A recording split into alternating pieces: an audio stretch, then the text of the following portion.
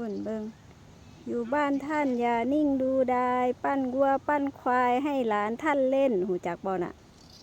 อันนี้เขาเอิ้นว่าอยู่แบบมีประโยชน์อย่าอยู่แบบเปล่าประโยชน์ไร้ประโยชน์ไปวันๆอันนี้ก็ซอยเด้อนี่ฉันมาทำอะไรที่นี่ลุงอื่นกลับมาเลยจะอยู่แต่บ้านเฉยๆก็ได้หรือจะออกมาเลี้ยงงัวโอ้ยพามาเห็นอย่างดอกเว้ยเอานี่ตัดหญ้ามาให้พร้อม